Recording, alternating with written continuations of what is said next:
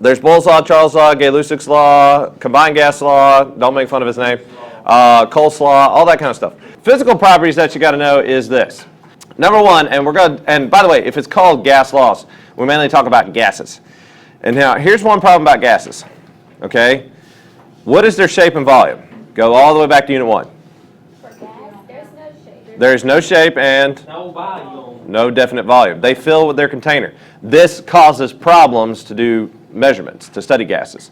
We can study solids real easy. We can study liquids real easy. And that's all you've been doing in lab. I don't know if you noticed that. You've been studying those two things. You have not been studying anything else. You need to have, gases have a mass and a volume.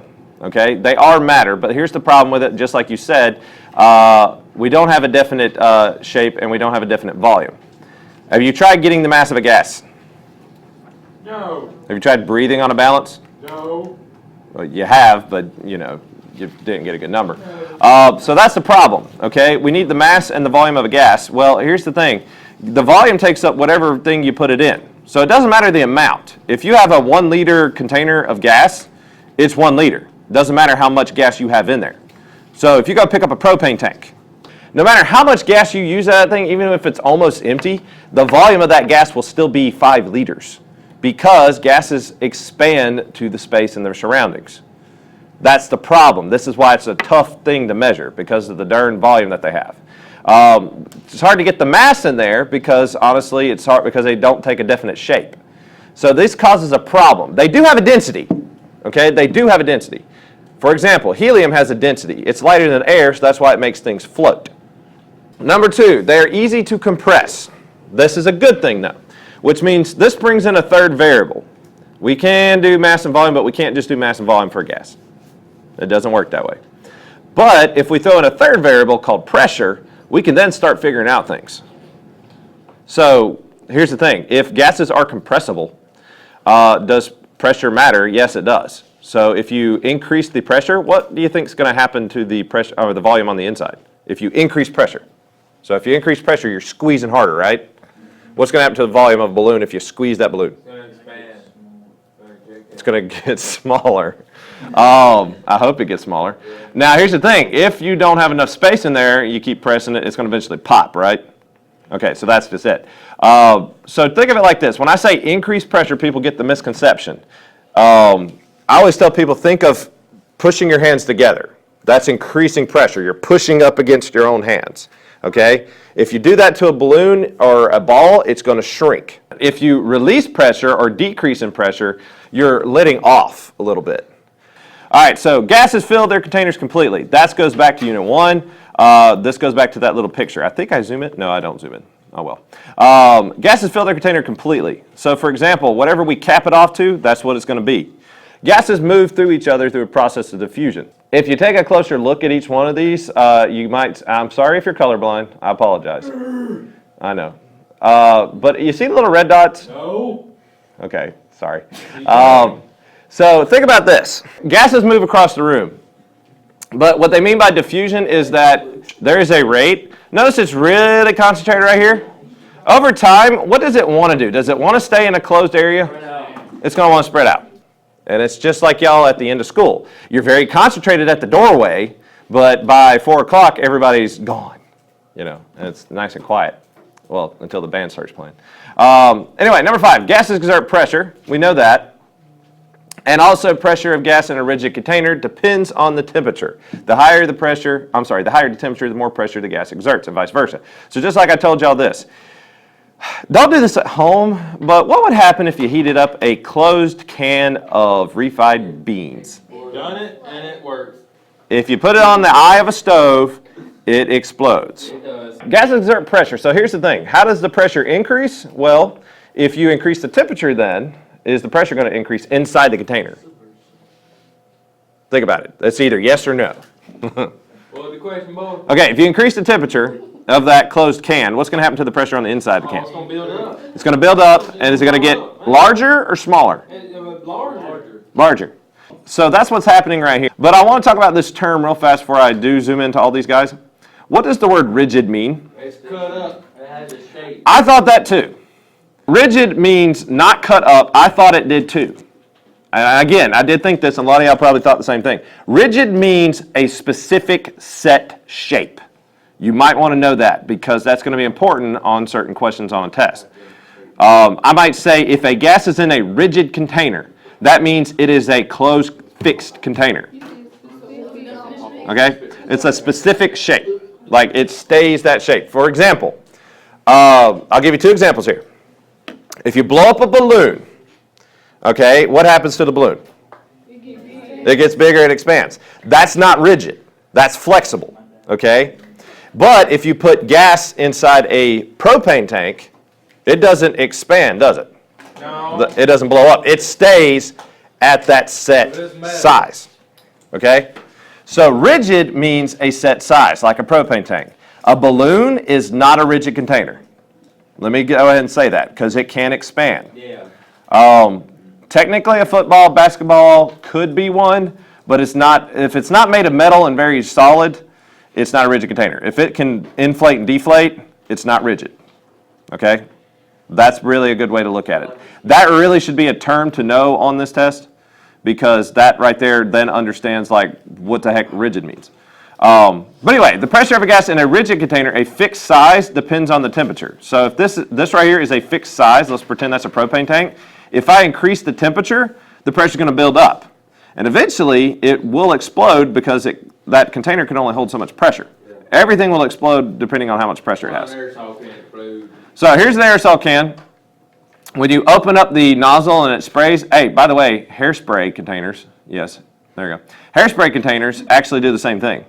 As soon as you open it up, it starts right here, but eventually it's going to spread out because it does not want to be around each other. The next thing, when you heat up a gas, the pressure inside is going to increase. Well, here's the thing. If you increase temperature and then pressure goes up or down, it goes up. Okay. Well, then let's go backwards. Let's say I get colder. Okay. What will happen to the pressure inside it? It'll go down. This is gas laws. It's all about if one goes up, what happens to the other? And that's really all what you're going to have to do. Some of it's common sense. The other part is actually knowing the trends. And that's where the laws come into play. You're only going to learn 2 laws today. Oh, go back. So let me go back for a second. How does a hot air balloon work? This is not a rigid container. It is very flexible. But how they do it is this. There's no gas in here. It's just hot air. The difference between the air on the outside and on the inside is that this air inside here is hot. If it's hot, it's going to expand and try to push things out. That's why air balloons work. But think of this word, kinetic molecular theory. Kinetic means what? Okay, some kind of energy. There's 2 types, potential and kinetic. What's the difference? One's moving, one's not, right? So kinetic is always moving. So energy, or something that moves. Molecular, what is that? Molecules. Okay, so put it all together. Basically, kinetic is always moving. Moving molecules. Okay, at the beginning of the year, I asked you this question. Okay, are gases always moving? Yes. The answer is yes. Are liquids always moving? Oh, yeah, they can be frozen. Yes. Okay. Are solids always moving? No. Ah, there it is. Every molecule is moving. You are moving right now. The desk molecules are moving. They're just not moving as fast as gases. If they're not moving, we got a problem. So when molecules stop moving, we get basically, the end of the universe. So everything's always in motion. Okay, everything is. It's just sometimes, and that's basically what this whole theory says, molecules are always moving. There's my definition. Okay, and you can look at the title. They're just going to go into many rules here why it is moving. Okay, so just always remember, molecules are always moving, and you'll be fine, regardless of state of matter. Don't get the misconception that solids are not moving. They are moving. Okay, even after you're dead, your molecules are still moving. All right, they really are. Number 1, a gas consists of very small particles, atoms or molecules, each which have a mass. So we do know gases have mass. All right. Number 2, the distance between the gas particles are far greater. Notice I put the word greater a little bit more bold here, than their own dimensions. In other words, there's a lot of space in between them. Okay. So we know that. That causes the volume issue. Number 3 is probably the most important definition out of all of them. And no, don't make fun of me of the commas here. But basically, if I had to sum it up in scientific words, what the KMT stands for, kinetic molecular theory, it's this one. Gas particles are always in constant, random, rapid motion. We think elastic because it's like elastic case or something like that. It stretches around something. So actually it means bouncy. Okay, elastic means it bounces off. Gases are elastic. They don't stick to the side of their container. Okay? Because if they did stick, they're no longer a gas. Think about it. On your window in the morning, when you get in your car, you see something pop up there. What is it? Dew. You call it dew, which is really what? Water. Okay? What's happening is this. It's condensating on the outside of the glass of your window because the temperature is changing as the sun rises. Okay? No. So what happens is water, when it is in gas form in the air, and there's water in the air right now, when it actually sticks to the side of your window, it's no longer a gas. It's a liquid. Or if it's really, really cold outside, it comes, ice. So just always remember, gases are always bouncing off each other. Okay? Bouncy balls. Imagine a bunch of bouncy balls in the room that are never stopped bouncing. I know, it's really hard to think. They got to stop eventually. Nope. The energy of a particle depends on the temperature. The higher the temperature, the more energy the particles have. Okay? So remember when I told you day one, like if I give a bunch of kindergartners some candy, and assuming they're not diabetic, they're going to do what? Eat it. They're going to eat it and then do what? Die. Well, if they're diabetic. But if they're not diabetic, They're going to get hyper. they're going to get hyper. They're going to bounce around. I gave energy to a bunch of kids. They're now going to move faster and bounce more. Okay? So that's what's going on. So the more energy you put into a gas, the faster the particles will move. The faster particles are going to move, the more they're going to hit up against the container. The more pressure they're going to increase, and if they get too hot, well, energy's got to go somewhere. It'll explode. So anyway, number 6, gas particles exert no force on one another. That's the crazy part. They'll put all force on all their surroundings, but on each other, they don't affect each other. It's really kind of weird. In other words, they don't react or attract to one another. That's good, because now we can get good measurements in lab. All right, so this is the thing you need to know. Let's summarize all this stuff that's something that actually matters. All right, so that means this. We need mass, we need volume, okay? And we'll talk about how the mass is. Let's throw that to the side for a second. So we do know we need pressure. That is a main thing when we think of gases. Pressure is always involved. Pressure is definitely involved whenever you do any kind of industrial work. So there's 4 variables. So, and if you don't know what force is, if you haven't taken physical science or it's been a while since your 8th grade science, it's force per unit area exerted by a gas, okay? So, this next thing, and I'm going to zoom in on these here in a second. Volume is another thing we need. We need space to measure. Hey, guess what? We've always been doing volume.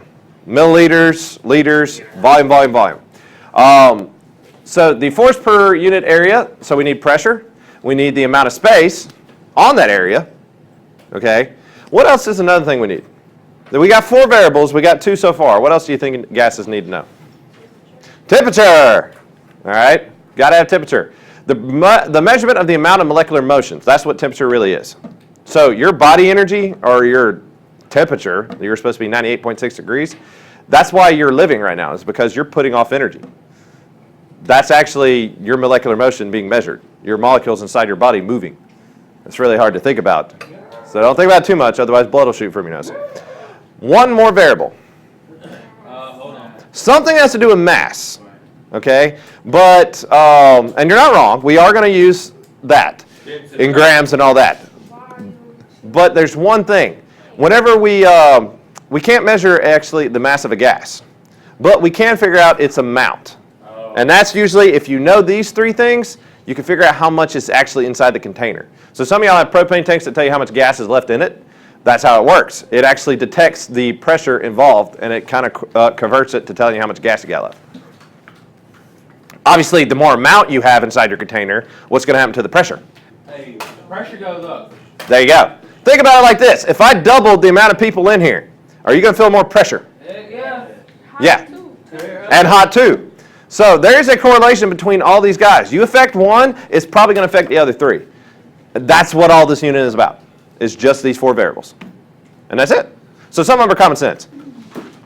All right, so atmospheric pressure. There are 2 ways to measure pressure, a barometer and a manometer. Okay? It's not manometer, and then it's not barometer. Barometer. Okay? The outside pressure of the what's going on right now is measured in a barometer. And it's a very simple device. We use mercury, okay, and it has to be mercury because it's the densest liquid we got naturally. And what happens is this. The more pressure on the outside is going to push down, which is going to force the mercury to go up. And the less pressure, it goes back down. That's how we're able to figure out the outside pressure. The pressure changes every day depending on the spinning of the Earth. If you woke up with a headache this morning, or if you have a headache like I do, that means the pressure has changed outside. Your brain has not, the sinus pressure has not equilibrated to the outside pressure. And so that's where you get all that kind of stuff. Okay. Notice it says millimeters. It's actually millimeters of mercury. So you'll see mmHg as one of your units. This is the most common thing we use. The other thing we use is a manometer. If you ever see somebody blow up helium balloons, they have the two little dials on the side. That's a manometer. If you ever have Freon put to your AC in your car, or even if you have work done on your AC at your house, that's a manometer. Next thing is this. We talked about the volume. If I push down on this container between here and here, what's happening to my pressure? Go down. Ooh, see, that's the thing. That's the confusing part. So if I push down on something, I'm exerting force. If you're exerting force, you're increasing pressure. So do remember, just because you're pushing down on something does not mean you're decreasing in pressure. You're actually increasing in pressure. What you're thinking of is something else. What's happening to the volume? It's decreasing. So volume goes down as pressure goes up. That is a law. In fact, that's Boyle's law. Volume go down, pressure go up. Right. But you're going to see this here in a second. I was just giving you a glimpse ahead. We already talked about temperature. As you increase the cooler a gas, the fewer and less energetic collisions on the side of the container, therefore less pressure. But you heat that joker up, the pressure is going to increase. So here's the thing. What then happens to pressure, and what's the relationship now between pressure and temperature? Opposite. Are they opposite? If I increase the temperature, are they going to move faster? Cause and effect. Okay. What's going to happen to the pressure? Yeah, let's say it like this. If pressure goes up, if temperature goes up, what's going to happen to pressure? Pressure builds up, so it goes up too. If I y'all can try this. Go blow up a balloon, put it in your freezer. You'll see the volume go back down inside it. It'll shrink. This is one reason why now, and I love doing this lesson, it's right at the time of the season changes around here. You need to go check the air in your tires. Air in your tires will drop. Oh, yeah. There you go. Why is the air in your tire going to drop? Because it's getting colder outside the park. There you go. Now. Same thing, you might also want to check your battery inside your car. If it's older than 5 years, it's probably going to be dead when it gets cold outside. Yep. Anyway, amount, and actually this little chart should be in your notes. This is a good chart to write down. This summarizes every unit you're going to use and when to use it. So this chart is very, very, very essential. It's kind of like the backbone kind of thing. So variables, let's go back to your algebra class. When you see a variable, that's like saying A plus B plus C or whatever, okay? Except in chemistry and in science, we don't use A, B, C. That's just silly. We use actual real letters that mean something, okay? A lowercase n stands for amount of gas, okay? Which, by the way, what are the units that you're going to plug into N? Well, it's these guys. Actually, it's going to be mole. But you could use grams. But you got to convert it. Can you convert grams into moles? Yeah. You did it last unit. Can you take molecules and atoms and convert them into moles? Yeah. Yes. So we're just going to put everything in moles. You'll notice over here, this tells you what unit you're really going to use. All right, so this breaks down some things. All right, I'm going to talk about the main two liters you've been playing with. Let's talk about pressure real fast and then temperature.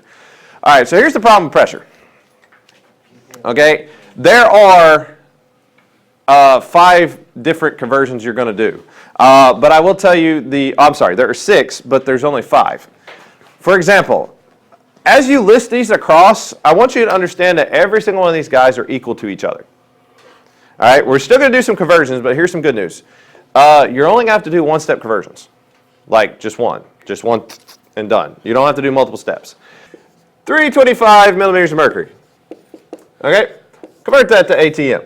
Well, you need a ratio, okay?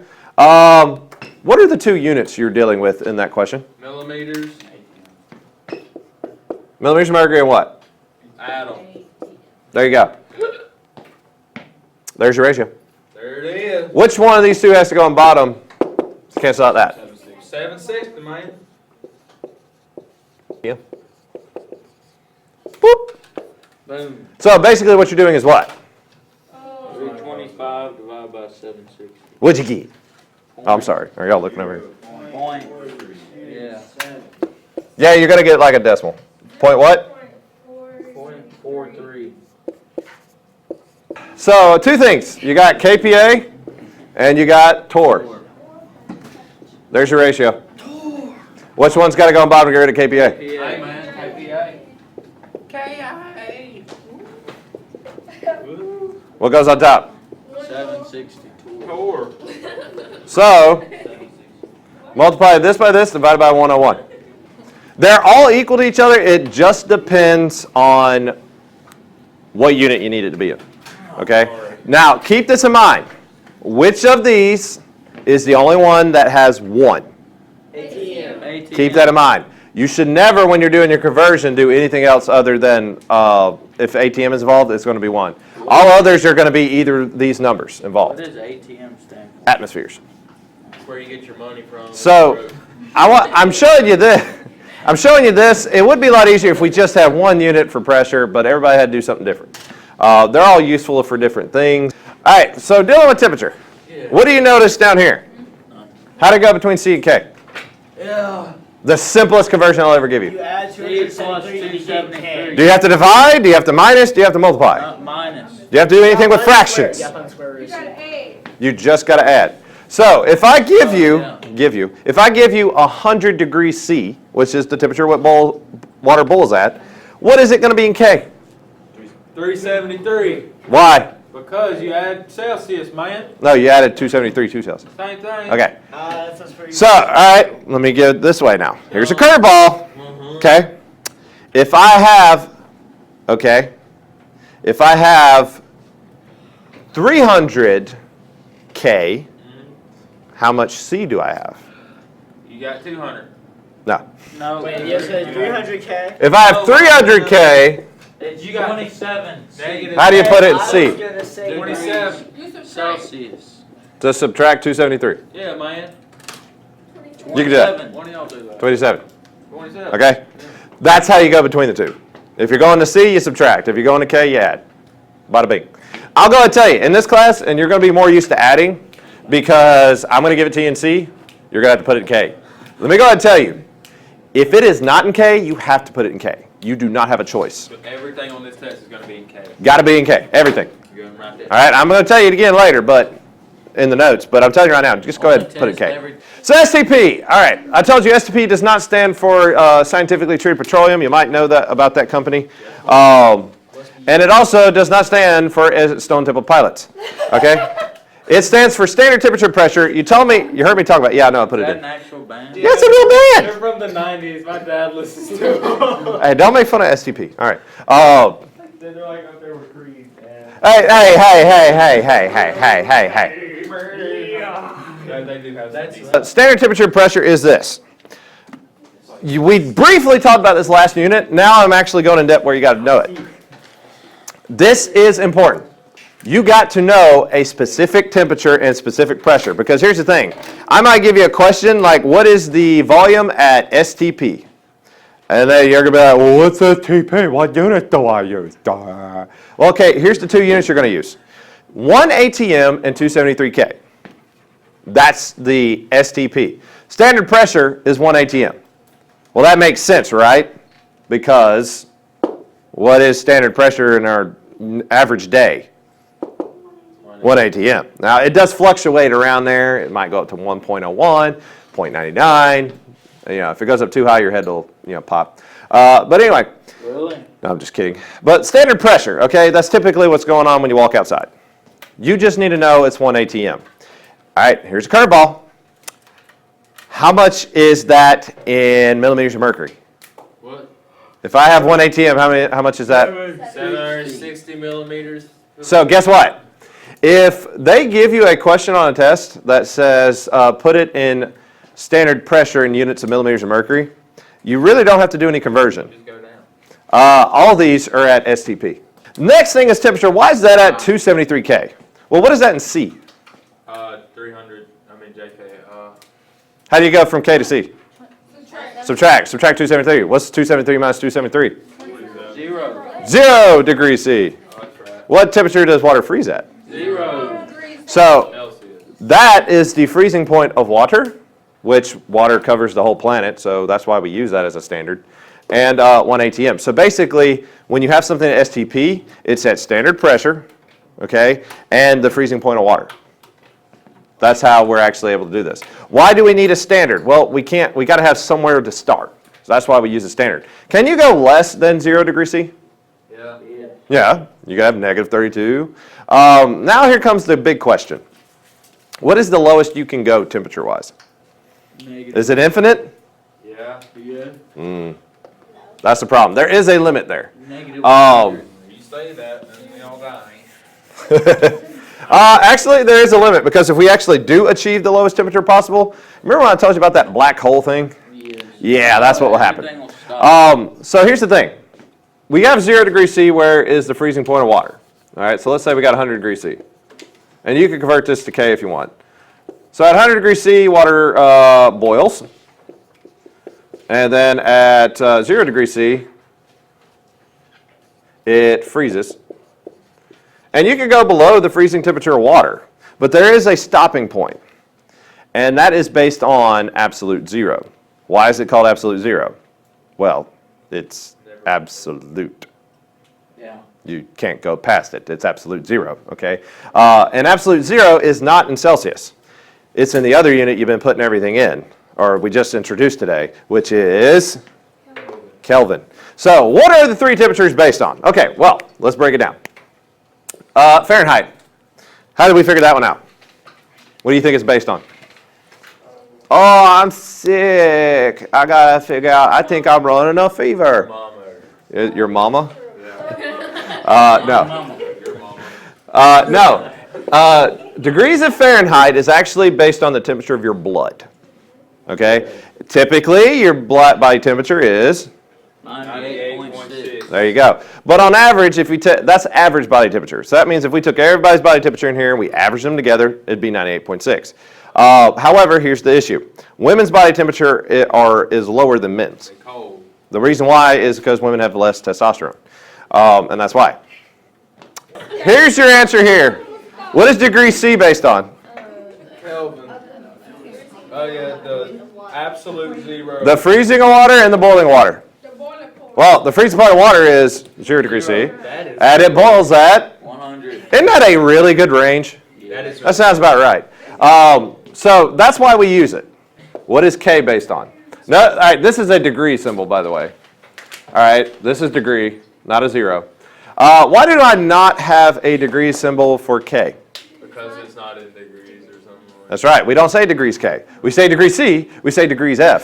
just say Kelvin. We just say Kelvin. The reason why Kelvin is based on dun, dun, dun, dun, absolute Zero. zero. I was going to say Okay? So, which means is this. We have not achieved absolute zero. We have approached it, but we have not achieved it. So, why do we base this on absolute zero? We have approached it, and it's not hard to convert it. We put it based on C. So, here's the thing. At 0K, molecules stop existing. That's basically what it means. How do they But- know this is true? So, what is, let me ask you this question. All right, so then what is the temperature in Celsius at absolute zero? What is the lowest C you can go then, based on 0K being the lowest? 100. 1 degree Celsius. All right, let's think about this. So 0K is absolute zero. What is that in degrees C? 0 degrees. How do we convert it? I forgot. Do you add or subtract 273? Oh, negative 270. You're going to subtract, so let's go back. There you go. So we add to go 2K. Well, we're going from K to Celsius, so you subtract. So is it going to be negative or 273? Negative. Ah, so negative 270. 273 degrees C. Yes. is absolute So zero. that's where we don't want to be. Yeah. So let me go and tell you, the lowest temperature you can naturally get is like negative 50 degrees C, like naturally. It's not really low. No, I mean like if you go out in nature. Okay, we got to force it a little bit more. So if you go to Antarctica, nowhere is it near absolute zero. If all this is just a theory, how do they know if it's true or not? Well, here's that we're scared to approach that because you don't want to create a black hole on Earth. Let me write this down and remind you again. You need to know both of these guys. So K is based on absolute zero. Celsius is based on the boiling and freezing of water. Your body temperature, which we're not going to use, is based on the temperature of your blood. It's not your body, it's your blood, because blood has to exist at a certain thing. All right, not going to go too much into this. We are going to come back to this a little bit later because, well, you know, I want to get y'all started on the other thing y'all got to do. But basically how to read one of these graphs is very, very simple. You know the difference between melting and freezing? Yeah. Okay, well, what's freezing? 32 degrees Fahrenheit. Ah, not temperature-wise, look at the words.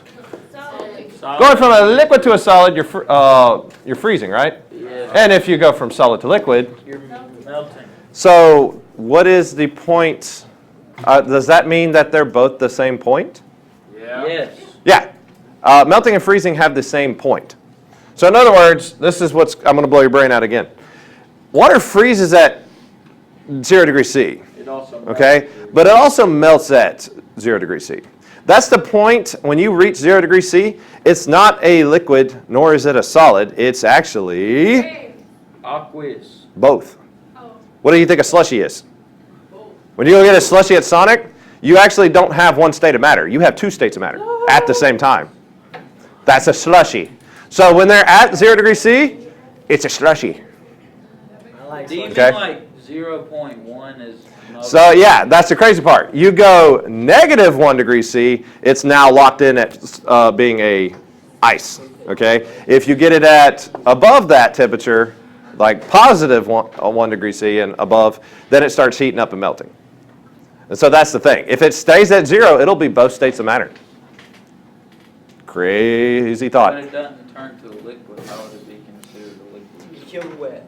Well, it really depends. It's still got some solid in there. In between the process. Okay, well anyway, we could actually talk about each one of these points. You're going to need to know these points later, but I'm going to cover them at the end of the unit, but I'm just showing them right now. But here's the thing. I told you melting and freezing have the same point. Obviously, when you vaporize or condensate going between liquid and gas, you have the same point. And you could skip the liquid phase altogether and go right from solid to gas and gas to solid. That's like snow and dry ice. Okay, both things. You can actually skip between one state of matter. But I already told you that if you stay on the line, you're on both states of matter, right? Well, if there's 3 states of matter, is there a place where you can have all 3? Yes, a Yeah. triple It's point. very, very hard to get. You have to have, and by the way, if you haven't looked here yet, you have to have it at a specific pressure and a specific temperature. Give